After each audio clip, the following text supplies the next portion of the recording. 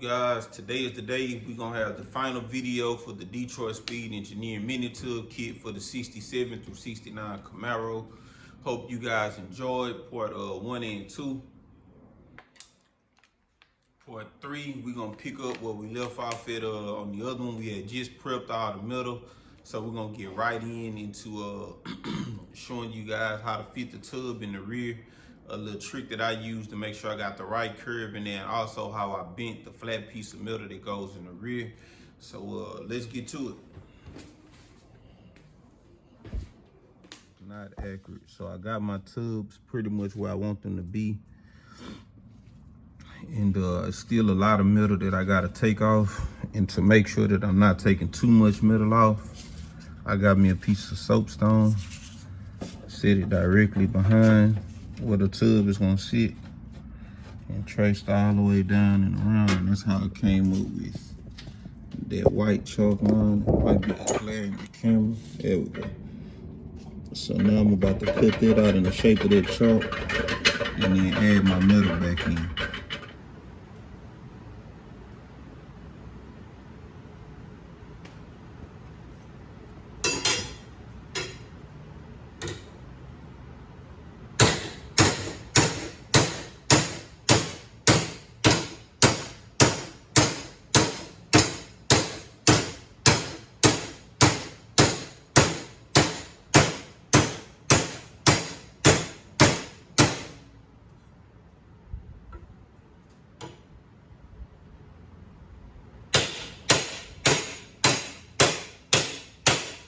After you bend that metal there, you're gonna set it in place. You can see I got a few gaps in mine, but we're gonna tighten all that up. It's just tacked in place with my little popcorn welder. And I already hit on this paper a little bit right here, but this is basically how I get the template for this upper side right here. It's just some thin, like almost cardboard, like set it on there, go around the edge. And you'll get that print like I got there.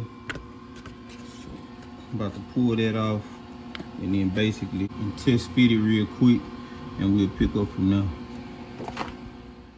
Got this plate also in place. It's tacked in place with the little popcorn welder. We finna burn it in.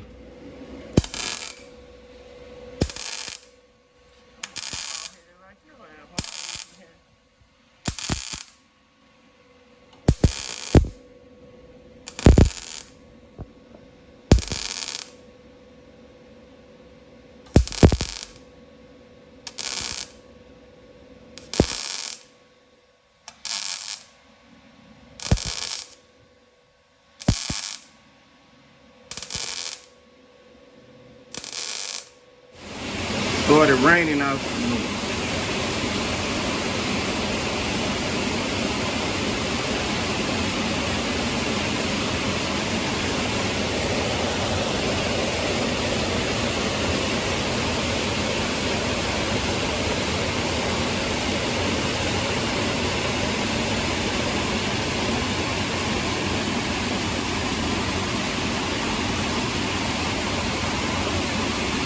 Got the wheels in, tracking it in place real slow. Started raining outside, so you guys might have a hard time hearing me. But I got the wheels in. All of this lined up exactly how I need it lined up. I'm about to come through with the flap disc, smooth it out some, make everything a little neater, and hit it with some more self-etching primer, and get ready to set the tub in. So now we're gonna line these up. We're gonna drill little holes. You can see I already drilled a few. Use my steel bit and give me one more, like right in this area here. The instructions tells you to mark them and space them out so far, but I pretty much eyeballed it. Like I say, the instructions are good for a reference point, but common sense does have to take over when you're doing this mini tub.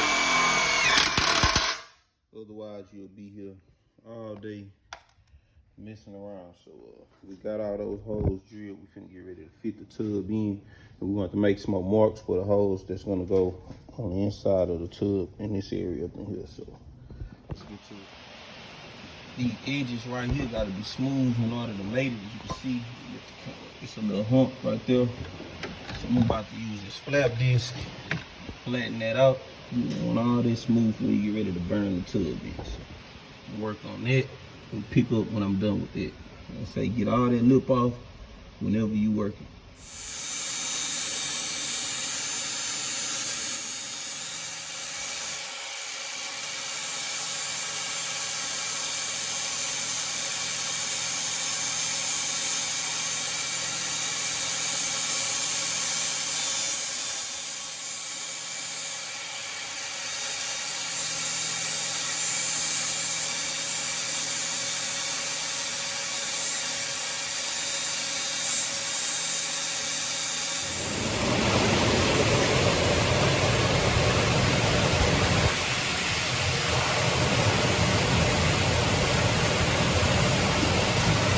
As you can hear, it's still raining here in Houston, Texas. It's still raining outside, so it might be a little hard to hear, but I got the tubs pretty much where I want them. I'm about to have to make some marks along the lower part of the tub so I can burn it into the metal that we welded in earlier. But as you can see, I use silk tappers. I use these clamps to get everything in place, but I use silk tappers just to pull everything in a whole lot closer. Now what I'm about to do is mock everything up. I drill these in place so that way once it's time to burn it in permanently, I can set it back exactly where these lines here line up and those line up and pull everything tight together and get a good weld. As you can see, there's no gap between the metal, the existing metal and the tub that I got in place right here. So I use those silk tappers to pull everything in close. So when it's time to weld, I can set this exactly where it's at now, drill these in, pull everything close and weld it in to get good penetration and everything be clamped tight. So now we're about to make the marks for the lower part. I'm about to show you guys how I'm gonna do that. I'm gonna also use a few silk tappers there. These holes aren't gonna be big, so filling them in with the welder won't be a problem. Now let's get to mocking up the lower part of the tub. Now we're on the inside part of the tub. We already clamped the outer side. It's time to clamp the inner side. I set this clamp here on the rear side to clamp that into the metal that we burned in. I use 2 silk tappers just to pull the metal in this way into the plate that we burned in here. And on the front side, I use this little clamp to squeeze the lower part of the metal into the flap that we bent over earlier. So this is that flap that we had bent over in the front part of the tub right here. And as you can see, I tried to close that gap as best I could. I know it's a little dirty back there. We're gonna clean that up in a minute, but I closed this gap as best I could, as tight as I could. I used this clamp. Now that we got that mark, it's time to go inside of the car, and we're gonna trace a few lines onto the outside part of the tub, and we'll pick up from there. The next step is gonna be making a patch panel for this right here, but the patch panel is gonna get burnt in last after I have the tub in.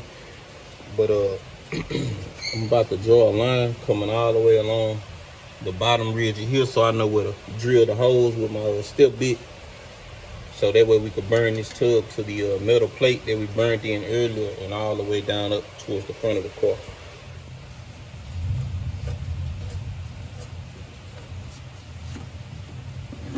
Here we're gonna mark along the outside of the tubs. Now that we got everything test fitted, this patch panel is gonna get set in place last.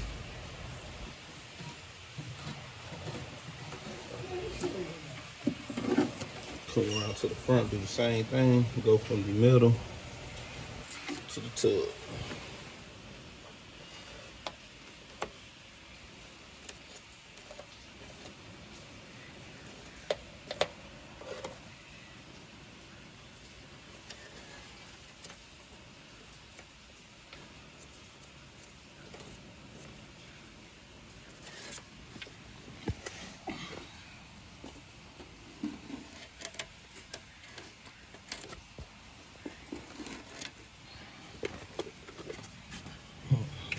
So I'm gonna come with another silk tapestry to close this gap right here.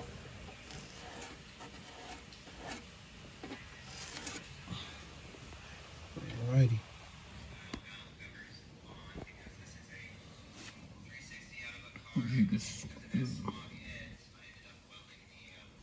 So I used my silk tappers to pull everything in close. I went ahead and marked some X's where I'm gonna drill all my holes in. I'm also have a few small ones up here. I'm gonna wait till I pull it out to mark that up from that line I drew outside of the car. Got a few here, one there, one there, one there, one there. Everywhere where a screw is gonna also be a hole. One here, one there, one there, one there, one there, one there, and so on and so on. So everywhere where you see X's is where I'm gonna have to drill some holes in to burn the tub in. And we also have the holes that we drilled on the upper lip on the tub.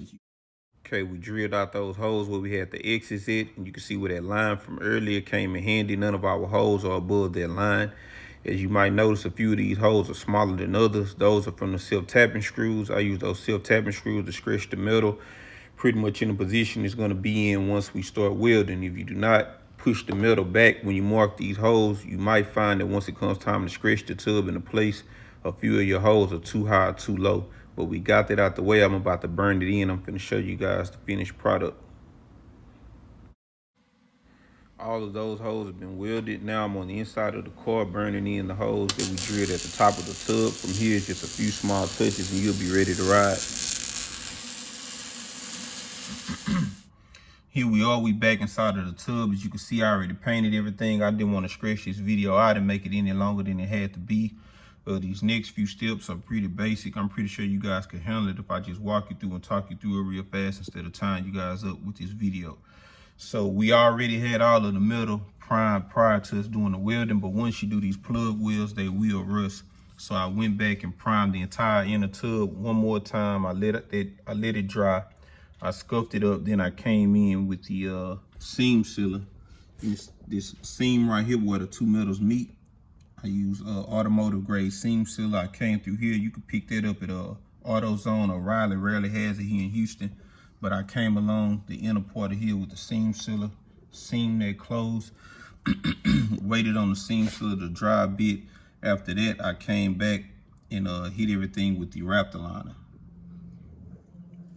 And that pretty much covered the inner part of the tub. It's just time for you to seam seal everything, paint it with the Raptor liner, bed liner, or whatever you're gonna use as far as undercoating the inner part of your car. Now we're gonna take us a trip to the trunk so I can show you guys what we have going on now. So here we are, we at the trunk of the car. As you can see, I got my seam sealer coming along. All of the seams here, the automotive grade seam sealer. And this is exactly what I was telling you guys about. Everywhere where you have the plug wells, it will rust. So all those areas, you're gonna wanna clean that rust off of those and prime them up so that way you have some protection. This is the plate that we took out of the trunk earlier. As you can see, I just got it tacked in place right now. After I made the adjustments, I tacked it back in place. These are gonna get bent down to the tub and I'm gonna plug weld those to the tub. After I plug weld those to the tub, I'm gonna prime those plug welds and then I can undercoat the wheel well. Now this is a semi-finished product of what it would look like once we've done everything. Primed all of the plug wells in all of the different areas where we have them at. Undercoating the entire tub and coming through with the weld across the top here, and that's pretty much what it would look like in the trunk once you're done with that. Now we have to go inside of the car to show you how that came out. Let's go. Hit all of that with the seam sealer. I know it's a little messy in a few places. I'm gonna clean that up as best I can. You come all the way around, come up, go over, seam seal all of that. As you can see, I already primed those plug welds here. So this is about to get sprayed. There's also an upper bracket that goes here. As you can see, I took the same approach. I used a self-tapper just to put it in place to mock everything up. This is gonna have to get bent down towards the tub. I'm gonna drill a few holes in it and plug weld it to the actual back seat package. Now, once you have all of that set, you made your welds here and here, or however many contact points you wanna make on this plate right here, and you have everything in place. You bent that down, drilled the holes, and burned it in. You're gonna prime those plug welds as well. And the finished product will look like this here. So basically, this is our rear tub after it's been coated in the undercoating, the Raptor liner undercoating. We have the upper part burned in place, as you can see there. And that wraps it up, you guys. That was my take on the Detroit Speed Engineering Mini Tub install. I hope it helps you guys. Subscribe, tune into the channel. We got more videos on the way.